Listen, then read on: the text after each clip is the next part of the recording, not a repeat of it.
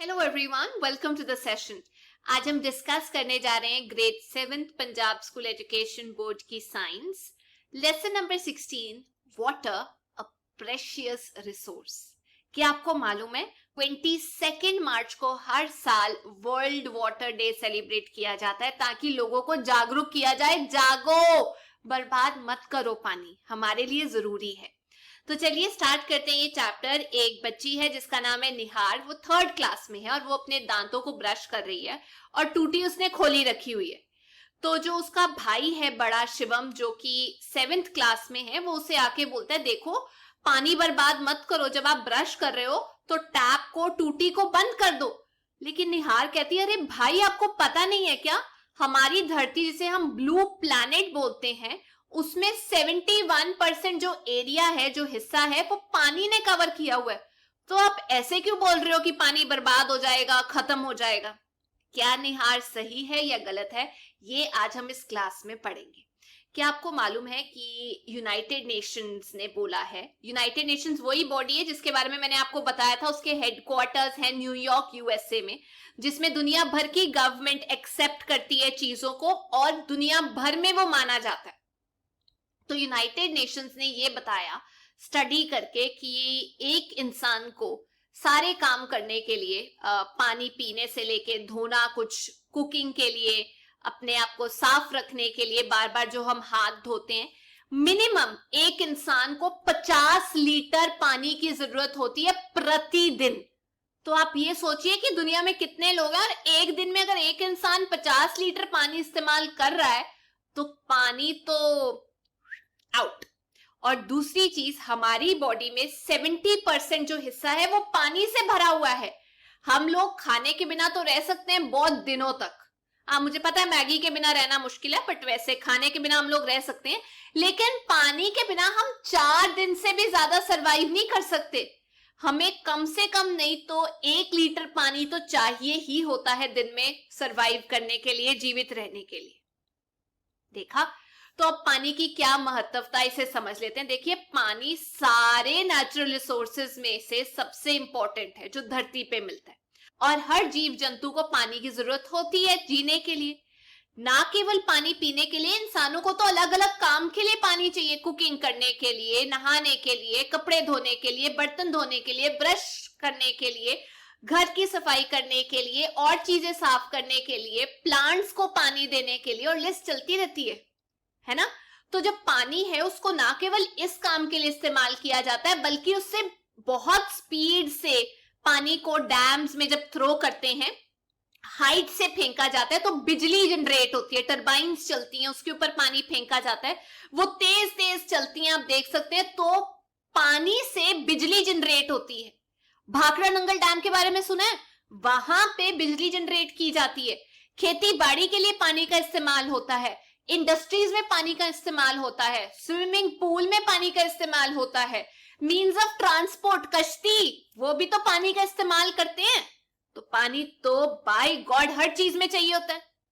अच्छा, अब पानी किस किस फॉर्म में होता है पहले ये समझते हैं। देखिए, जो प्योर पानी है, साफ पानी, वो ना तो उसका कोई टेस्ट होता है, टेस्टलेस होता है, ना उसका कोई खुशबू स्मेल होता है, ओडरलेस होता है, ना उसका कोई रंग होता है, कलरलेस होता है। तो जो पानी है धरती पे जो एग्जिस्ट करता है वो 3 स्टेट्स में एग्जिस्ट करता है। सॉलिड जो सख्त होता है, लिक्विड पानी जो हम देखते हैं, और एक गैस की फॉर्म में। अब जो सॉलिड स्टेट में आपको पानी मिलेगा वो आपको आइस, स्नो, हेल स्टोन्स, वो जो गड़े पड़ते हैं, उसकी फॉर्म में मिलता है सॉलिड स्टेट। आइस और जो स्नो है वो आइस कैप्स पे होती है, जो पोल पे आपको मिलेंगी अर्थ के, या ग्लेशियर्स पे जो बहुत हाइट पे होते हैं। लिक्विड स्टेट में पानी जो है वो रिवर्स में, नदियों में, लेक्स में, ओशंस में, इवन धरती के नीचे अंडरग्राउंड मिलेगा। तो जो हम पानी पीते हैं वो भी लिक्विड स्टेट में होता है। तीसरा है गैसियस स्टेट, जो होती है पानी की, वो वाटर वेपर्स जो हवा में मौजूद होते हैं उस स्टेट में प्रेजेंट होता है, उसे हम गैसियस स्टेट बोलते हैं। अब आप ये डायग्राम देख सकते हैं, आपको वाटर का एक साइकिल दिखाई देगा जो सालों साल से चलता आ रहा है, और ऐसे ही पानी इन्वायरमेंट में सर्कुलेट होता है। तो चलिए एक बार देख लेते हैं। तो सबसे पहले आप देखेंगे जो नदियां हैं, जो स्टेगनेंट वाटर है, खड़ा हुआ पानी, बहता हुआ पानी, वहां से पेड़ पौधों से पानी ऊपर की तरफ को जाता है, उसे हम इवेपोरेशन बोलते हैं, जिसमें पानी लिक्विड स्टेट से वेपर स्टेट में कन्वर्ट होता है। समझ आया? वाटर वेपर जो बनते हैं वो इवेपोरेशन है। अब ध्यान दीजिए, ऊपर आपको बादल बनते हुए दिखाई देंगे, तो वो जो पानी इवेपोरेट हुआ, हवा में डस्ट पार्टिकल्स होते हैं, वो वेपर से वापस पानी की बूंदें बन जाएंगी, वाटर ड्रॉपलेट्स बन जाते हैं, लिक्विड स्टेट में आ जाता है, उसे हम कंडेंसेशन बोलते हैं। ध्यान रखना, गैसियस स्टेट से जो बादल बनते हैं लिक्विड स्टेट में, उसे हम कंडेंसेशन बोलते हैं। फिर जब क्षमता जो बादल की है पानी होल्ड करने की, बर्दाश्त से बाहर चली जाती है, तो जैसे हमें टॉयलेट जाना पड़ता है, वैसे ही जो बादल हैं वो अपना पानी छोड़ देते हैं, बारिश हो जाती है, फिर वो पानी नदियों में जाता है, अंडरग्राउंड जाता है, और फिर ऐसे करके सर्कल चलता रहता है। अब आप सोचोगे पानी तो बहुत है, ये क्या बोल रही है मैम? निहार भी ठीक बोल रही थी कि इतना रिसोर्स में पानी है, ये अनलिमिटेड है, तो ये ऐसे क्यों मैम बोल रही है? चलिए एक एग्जाम्पल करते हैं। मान लीजिए आपने 2000 या 2200 मिलीलीटर पानी ले लो, अंदाजन इतना पानी आप एक कंटेनर, एक बकेट के अंदर ले लो, उसे ए नाम दे दो। ये पूरी दुनिया पे जितना पानी है 2200 ml, वो पानी पूरी दुनिया में है, वो आप कंसिडर करो। अब इस बीकर में से, इस बकेट बाल्टी में से 12 चमचे निकालो, 12 चमचे पानी निकालो और दूसरे बीकर में, दूसरे कंटेनर बी में डाल दो। अब ये जो बी वाला है जिसमें 12 चमचे डालें, ये सिर्फ फ्रेश वाटर है। जो बाकी का है वो पानी आपको ओशन या सी में मिलेगा, बट वो पीने लायक, कंज्यूम करने लायक नहीं है, उसमें सॉल्ट बहुत ज्यादा होता है। अब आगे, ये जो बी कंटेनर था जिसमें आपने 12 चमचे डाले थे, उसमें से 2 चमचे निकालो और एक और कंटेनर में डाल दो, उसको सी नाम दे दो।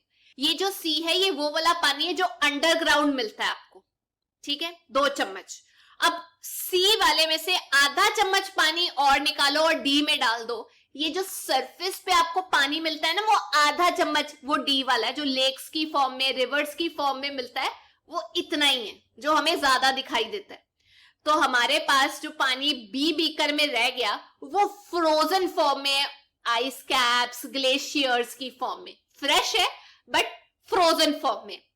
अब पता लग गया कि आप देख सकते हैं कि सी में कितना पानी है, ओशन में कितना पानी है, धरती पे कितना पानी है, फ्रेश कितना है, ग्राउंड वाटर पे कितनी परसेंटेज है, आइस कैप पे कितनी परसेंटेज है। मतलब आइस कैप ग्लेशियर की फॉर्म में ज्यादा है, ग्राउंड वाटर कम है, सरफेस पे बिल्कुल ही कम है, फिर लेक्स में थोड़ा ज्यादा है और रिवर्स में फिर कम आ जाता है। तो हम ये कह सकते हैं 97% या परसेंटेज जो पानी की है, जो धरती पे मौजूद है, वो सेलाइन है। मतलब उसमें सॉल्ट है, नमक है, वो ओशंस में मिलेगी, सी में मिलेगी, लेकिन डिजोल्व सॉल्ट्स हैं। ज्यादा मात्रा में जो आपको सॉल्ट मिलेगा उसके अंदर वो है सोडियम क्लोराइड, जो हम नहीं पी सकते, हमारे लिए वो सही नहीं है। आपको एक इंटरेस्टिंग बात बताती हूं, अगर आप 1 लीटर सी का पानी निकाले, सी वाटर निकाले, तो उसके अंदर 35 ग्राम सॉल्ट होता है। आप ये सोचो कितना सॉल्ट है, वो हम पी नहीं सकते।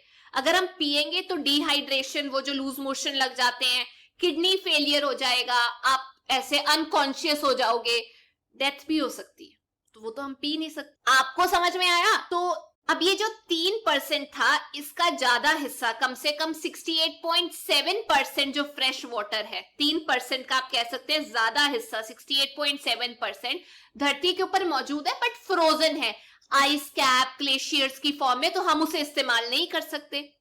जो हम इस्तेमाल करते हैं वो इस्तेमाल करते हैं जब वो मेल्ट होके रिवर्स या लेक्स की फॉर्म लेता है।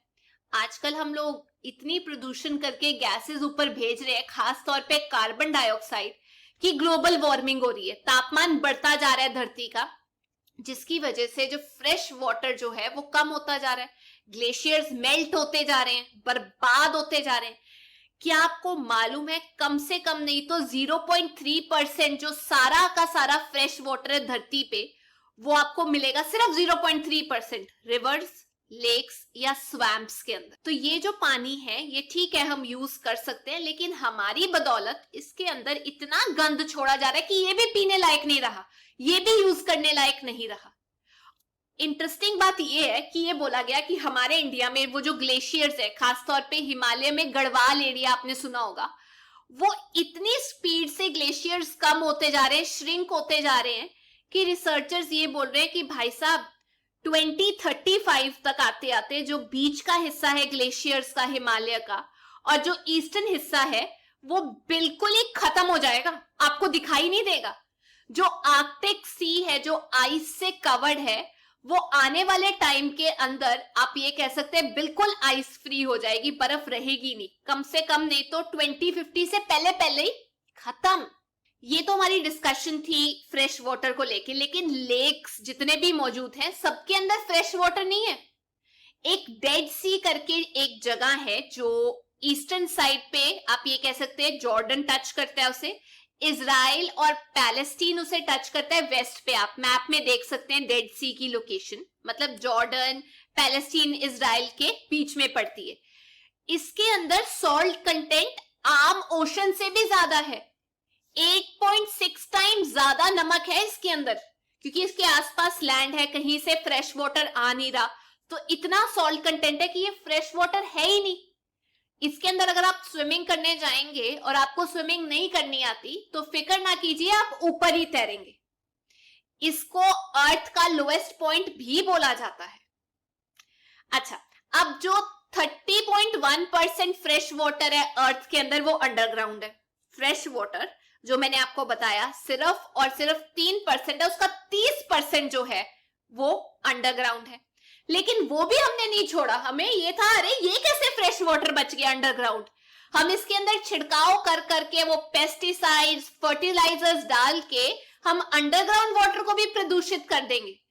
तो कम से कम जो फ्रेश वाटर है, आप ये कह सकते हैं लेस देन 1% फ्रेश वाटर या 0.003% जो फ्रेश वाटर है वो इस टाइम पे मौजूद है हमारे यूज के लिए, वरना हमने जो बचा हुआ फ्रेश वाटर उसे खत्म ही कर दिया। आप इससे समझ सकते हैं कि फ्रेश वाटर का भी कितना हिस्सा कहां कहां मिलेगा। अब जो ग्राउंड वाटर है वो हमारे लिए पानी का एक इंपॉर्टेंट सोर्स तो है, जो सॉइल के नीचे मिलता है, लैंड के नीचे मिलता है। इसको मैं आपको समझाती हूँ। मान लीजिए वाटर बॉडी है और उसके आसपास जो मिट्टी है वो गीली है, आप उसे खोदना शुरू कीजिए। आप एक टाइम पे उस मिट्टी तक पहुंच जाएंगे जो बिल्कुल पानी से भरी हुई है, मतलब मिट्टी के बीच में पानी आपको दिखाई देगा, या आपको रॉक्स दिखाई देंगे जिनके बीच में पानी है। तो ये जो है हम बोल सकते हैं ग्राउंड वाटर जोन है या सैचुरेशन जोन है, जहां पानी शुरू हो जाता है। तो एक होता है वाटर टेबल, उसमें क्या होता है मैं आपको बता देती हूँ। जो पानी है जो धरती के नीचे पाया जाता है, सैचुरेशन जोन में जो पाया जाता है, उसे हम ग्राउंड वाटर बोलते हैं। ये प्योर वाटर है क्योंकि ये फिल्टर हो जाता है सैंड, रॉक, सॉइल के अंदर, नेचर अपने आप इसे फिल्टर कर लेती है। जो इसका ऊपर वाला हिस्सा है जहां पानी शुरू होता है उसे हम अपर लेवल बोलते हैं ग्राउंड वाटर का, उसे वाटर टेबल बोलते हैं, मतलब वहां से चालू होता है ये saturation level, ground water zone. ऊपर वाला हिस्सा आ गया वाटर टेबल। अब जो पोर्शन सॉइल का जो हिस्सा इसके ऊपर है वो अनसैचुरेटेड है, वाटर टेबल के ऊपर वाला। जो नीचे है वो सैचुरेटेड है। अब जो नीचे है, पानी दो किस्म में पाया जा सकता है, या तो मिट्टी के अंदर या पत्थरों के बीच में। काफी जगह पे जो पानी है वो मोटे मोटे पत्थरों के बीच में पाया जाता है, या मिट्टी के बीच में एक किस्म का लेक पाया जाता है, खड़ा हुआ पानी, वो फ्लो नहीं करता, उसे हम एक्वीफायर बोलते हैं। ध्यान रखिए, एक हिस्से में जहां पे पानी पाया जाता है पत्थरों के बीच में, मिट्टी के बीच में, आप उसको खोद के निकाल सकते हैं वहां से पानी, लेकिन वो फ्लो नहीं करता जैसे ग्राउंड वाटर फ्लो करता है, वहां से पानी निकाला जा सकता है। तो आप अगर ये डायग्राम देखेंगे, वाटर टेबल दिखाई दे जाएगा और आपको ये भी दिखाई देगा कि जो बारिश का पानी है या दूसरे सोर्सेस से, नदियों से जो पानी है, वो धीरे धीरे करके धरती के नीचे जा रहा है। ग्रेविटी की वजह से वो अपनी तरफ को धरती खींच रही है, तो खाली जगह से वो पानी नीचे की तरफ को क्रैक्स होते हुए नीचे की तरफ को जा रहा है और फिल्टर भी होता जा रहा है। कुदरत अपने आप पानी को फिल्टर करती जा रही है। तो वो जो पानी नीचे जा रहा है उसे हम इनफिल्ट्रेशन बोलते हैं। जो ग्राउंड वाटर है वो अपने आप रिचार्ज होता रहता है, पानी नीचे आता रहता है, होता रहता है रिचार्ज। लेकिन कई बार हम इतने ज्यादा ट्यूबवेल खोद देते हैं, हैंड पंप यूज करते हैं कि वो जो रिचार्ज की कैपेसिटी होती है वो कम है और हमारे यूज की जो क्षमता है वो ज्यादा हो जाती है। इसी वजह से जो ग्राउंड वाटर का जो टेबल है वो और नीचे जाता जा रहा है, क्योंकि रिचार्ज तो हो नहीं पा रहा, इनफिल्ट्रेशन कम है, बाहर जो पानी खींचा जा रहा है वो ज्यादा है, तो वाटर टेबल नीचे जाता जा रहा है। हर जगह पे वाटर टेबल सेम हाइट पे नहीं मिलेगा आपको, या सेम डेप्थ पे नहीं मिलेगा। कई बार ऊपर ही थोड़ा खोद के मिल जाएगा, कई बार बहुत नीचे खोदने की वजह से आपको मिलेगा। क्या आपको पता है, ये माना जाता है कि 2030 तक दुनिया की आधी पॉपुलेशन को पानी की शॉर्टेज फेस करनी पड़ेगी। मतलब ग्लोबल वाटर क्राइसिस हो जाएगा, पानी के लिए जंग होनी शुरू हो जाएगी। क्यों ऐसा क्यों हो रहा है कि वाटर टेबल जो है वो डिप्लीट होता जा रहा है, उसका लेवल कम होता जा रहा है? वो इसलिए कि पॉपुलेशन बढ़ रही है। ह्यूमन पॉपुलेशन जो है वो बढ़ती जा रही है, इंसानों की जो पानी की जरूरतें हैं वो बढ़ती जा रही हैं। जो ग्राउंड वाटर है वो यूज कितनी जगह किया जाता है, घरों में, दुकानों में, ऑफिसेज में, रोड्स में, पेवमेंट बनाने के लिए हर जगह यूज किया जाता है, कंस्ट्रक्शन के काम की वजह से। तो अब ये देखो, हर जगह पानी इस्तेमाल किया जा रहा है और हर जगह ऐसे बड़े बड़े कंक्रीट के स्ट्रक्चर बनाए जा रहे हैं, जैसे बिल्डिंग, घर बना लिए, ऑफिसेज बना लिए। बेशक पानी आप उनको बनाने के लिए नीचे से इस्तेमाल कर रहे हैं, लेकिन वो जो आपने स्ट्रक्चर बना दिए धरती के ऊपर, उसकी वजह से पानी नीचे कहाँ जाएगा, कैसे जाएगा? नीचे तो जा ही नहीं सकता, सॉइल तो है नहीं, ऊपर बिल्डिंग खड़ी है, तो पानी नीचे जाने की जगह ही नहीं है, तो ग्राउंड वाटर रिचार्ज ही नहीं हो पाएगा, इनफिल्ट्रेशन ही नहीं हो रही, तो डिप्लीट हो गया। आप इस्तेमाल कर ही जा रहे हो, ऊपर बिल्डिंग बना दी, नीचे पानी जाने का रास्ता ही नहीं है। इंक्रीजिंग इंडस्ट्रीज इतनी डिमांड कर रही हैं पानी की कि ग्राउंड वाटर का टेबल ही खत्म हो गया, नीचे जाता जा रहा है।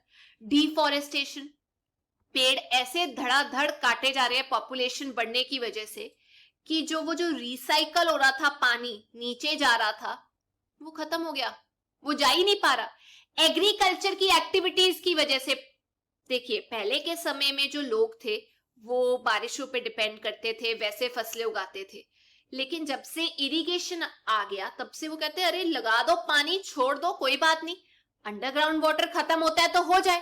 तो ये भी गलत है। एक केस स्टडी बताती हूँ जिसमें जाके लोगों ने स्टडी किया कि क्या फर्क हो रहा है, क्यों वाटर टेबल पंजाब में नीचे जाता जा रहा है। पंजाब में वाटर टेबल का जो लेवल है बहुत जल्दी वो बहुत कम हो जाएगा, ना के बराबर हो जाएगा। इसका खास कारण ये है कि हम यहाँ पर पैडी लगाते हैं, पैडी मतलब राइस लगाते हैं। जो राइस बीजी जाती है उसके बाद उसको खड़ा पानी चाहिए होता है, बहुत ज्यादा पानी की जरूरत होती है, और इसको हम लगा देते हैं पीक समर में, जब गर्मियां होती हैं, जब पानी सबसे ज्यादा इवेपोरेट हो रहा होता है, तापमान बड़ा होता है। तो आप गर्मियों में एक तो बीज रहे हैं पैडी को, तापमान ज्यादा है, पानी ज्यादा चाहिए, पानी आप नीचे से खोद रहे हैं, रेनफॉल कम है, 1150 मिलीमीटर की जो रेनफॉल है वो चाहिए होती है पैडी को। पर हमारे यहाँ पे उस टाइम पे समर में रेनफॉल कहाँ हो रही है, वो तो 650 से ज्यादा जो 700 मिलीमीटर एवरेज एनुअल, साल में इतनी बारिश होती है। जो पैडी है उसे एवरेज एनुअल चाहिए होती है 1150, हमारे यहाँ बारिश होती है 650 से 750। फर्क है कि नहीं? डबल ऑलमोस्ट फर्क है। तो इसकी वजह से पिछले 20 सालों में हमने ये देखा है कि 400 से 500 मिलीमीटर का जो प्रेशर था वो ग्राउंड वाटर से निकाला जा रहा है, उसके ऊपर प्रेशर डाला जा रहा है पैडी को पानी देने के लिए, राइस को पानी देने के लिए। आज की डेट में जो ट्यूबवेल्स हैं वो बढ़ गए हैं, कम से कम 2 लाख जो 1970 में थे, आज की डेट में 4 लाख हो गए हैं। पंजाब की सरकार ने कानून पास किया, पंजाब प्रिजर्वेशन ऑफ सब सॉइल वाटर एक्ट 2009, जिसमें उन्होंने पहली बार ये विनती की कि भाइयों प्लीज पैडी या राइस को जून के बाद उगाओ, वो भी 10 जून के बाद, ये फिक्स किया, तब तक बारिशें आ जाती हैं। फिर उसको आगे पुश कर दिया कि नहीं 10 जून भी जल्दी है, 15 जून से इसको लगाना शुरू करो। ये आया था 2015 में कि 15 जून के बाद आप लगा सकते हो पैडी। तो लोगों ने अब ये सुजेस्ट किया कि ऐसे अगर काम चलता रहा तो खत्म हो जाएगा ग्राउंड वाटर टेबल। जो चावल उगाया जा रहा है उसका जो एरिया उसे कम कर दिया जाए, उसकी जगह पे वो फसलें उगाई जाए जिनको कम पानी की जरूरत होती है, जैसे मेज, पल्सेस, सोयाबीन। अब बात करते हैं रेनफॉल, बारिश की। इंडिया एक बहुत बड़ा देश है जहां पे ज्यादातर जो लोग हैं वो पानी पे निर्भर करते हैं, जो बारिश से आता है पानी। कई ऐसी जगहें हैं जहां पानी भरपूर मात्रा में आता है, लेकिन कई ऐसी जगहें हैं जहां पानी आता ही नहीं, ना के बराबर होता है। जो बारिश का पानी है उसे प्योरेस्ट फॉर्म बोला जाता है पानी का। तो इसीलिए सुजेस्ट ये किया जाता है कि ये जो इम्बैलेंस है इसे ठीक किया जाए वाटर मैनेजमेंट के द्वारा। वाटर मैनेजमेंट मतलब जैसे आप अपना टाइम टेबल बनाते हैं, वैसे ही पानी को कैसे मैनेज किया जाए ताकि उसका बेस्ट पॉसिबल वे में इस्तेमाल किया जा सके। ये ज्यादातर आपके एरिया में जो म्यूनिसिपैलिटी है वो करती है, पंचायत है वो करती है। आप अपने घर पे भी इसे कर सकते हैं शुरू। जैसे रेन हार्वेस्टिंग बना सकते हैं, पानी एक जगह इकट्ठा हो रहा है वो ग्राउंड के नीचे जा रहा है, ये किया जा सकता है। छतों पे पाइप्स लगा के पानी इकट्ठा करके नीचे पानी इकट्ठा किया जा सकता है। हमने अपने घर में लगाया हुआ है। ये जो सिविक अथॉरिटीज है, पंचायत है, सरकारी मुलाजिम है, वो ध्यान रखे कि पानी का कहीं से लीकेज ना हो। अगर हो रहा है उसे बंद करवाया जाए। आप भी एक जागरूक नागरिक बनिए।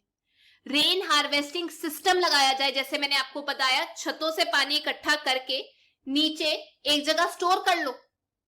जो फार्मर्स हैं जो इरिगेशन करते हुए ऐसे ही छोड़ देते हैं पानी को, वो ड्रिप इरिगेशन का इस्तेमाल कर सकते हैं, जिसमें ऐसे करके पाइप्स लगा दी जाती है और जड़ों तक पानी पहुंचाया जाता है। ये नहीं कि जहां पानी जा रहा है उसे जाने दो। पहले के टाइम में पानी को स्टोर करने के लिए बड़े बड़े, आप कह सकते हैं जैसे स्विमिंग पूल होते हैं ना, वैसे स्ट्रक्चर्स बने हुए हैं। आज की डेट में भी काफी जगह आपको देखने को मिलेंगे। उसको बावरिस बोलते थे, लेकिन आजकल वहां कूड़ा कचरा ही आपको पड़ा हुआ दिखाई देगा। उसको यूज किया जा सकता है पानी स्टोर करने के लिए। अब आप क्या रोल प्ले कर सकते हैं पानी सेव करने के लिए? अच्छी हैबिट है पानी सेव करना, लोगों को जागरूक करना। सबसे पहले जहां लीकेज हो रही है टूटी में, पाइप में, उसको बंद करो, फिक्स कराओ। टैप को खुला मत छोड़ो शेव करते हुए, ब्रश करते हुए। जो आप पानी इस्तेमाल करते हैं फ्लोर को, जमीन को साफ करने के लिए, उसको पौधों को दे दो। जो आप गार्डन में पानी देते हैं सुबह खड़े होके, वो जल्दी दो और शाम में दो, ताकि जब सूरज पड़ रहा हो तब आप पानी देके पानी बर्बाद मत करो, इवेपोरेट हो जाएगा। जो शावर आप लेते हो लंबे टाइम के लिए, उसे थोड़ा कम करो।